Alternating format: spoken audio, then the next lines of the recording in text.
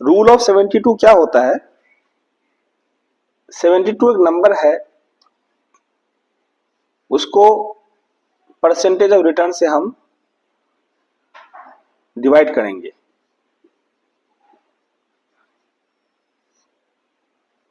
जो रिजल्ट मुझे मिलेगा उसमें ईयर लगा देंगे।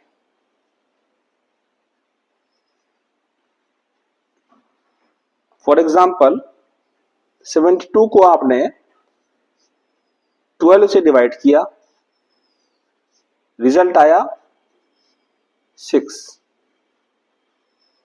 इसका मतलब यह हुआ कि कोई भी इन्वेस्टमेंट, वो इन्वेस्टमेंट कुछ भी हो सकता है। जनरली लोग बोलते हैं कि इंटरेस्ट रेट नहीं है।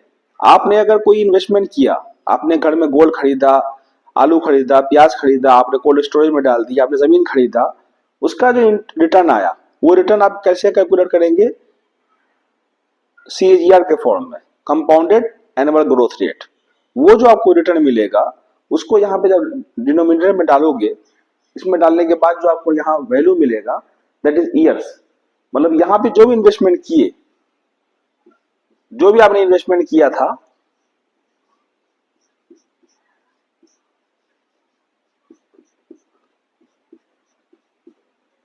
इतने साल के बाद ये 2x हो जाएगा, डबल हो जाएगा। ये परसेंटेज आपका 12 हुआ तो 6% हुआ। ये परसेंट अगर 24 होगा कितना हो जाएगा?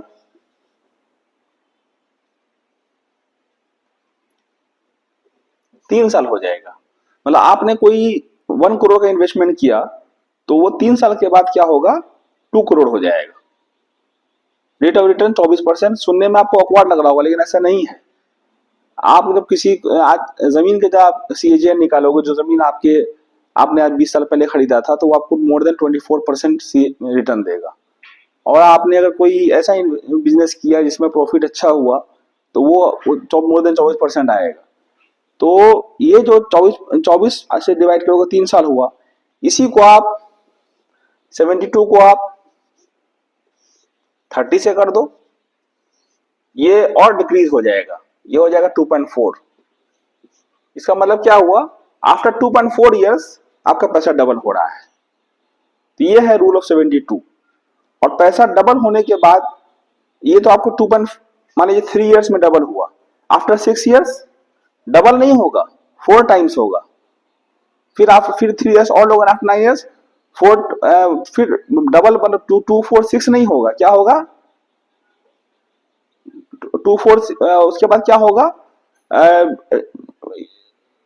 8 टाइम्स हो जाएगा। मान लीजिए कि जैसे आपने 1 लाख डाला था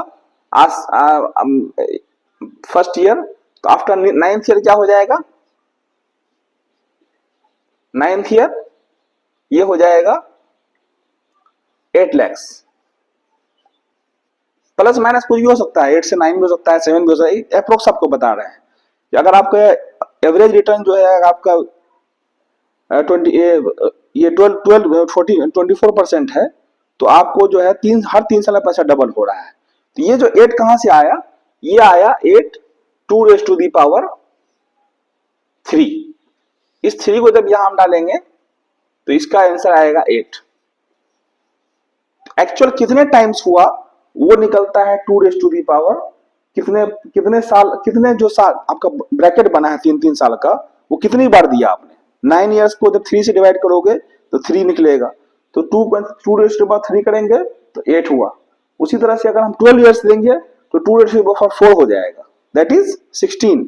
8 के बाद सीधे 16 टाइम्स होगा, वो 12 टाइम्स या 14 टाइम्स नहीं होगा, सीधे 16 टाइम्स होगा। उसी तरह से अगर हम 15 ईयर्स दे दिए तो कितना हो जाएगा? 32 टाइम्स हो जाएगा। मैंने आपने अगर 1 करोड़ का इन्वेस्टमेंट किया है पहले साल में और रेट ऑफ रिटर्न आपको 24% है, तो आपको आफ्टर 15 ईयर्स जो है उसका वैल्यू 32 करोड़ हो जाएगा।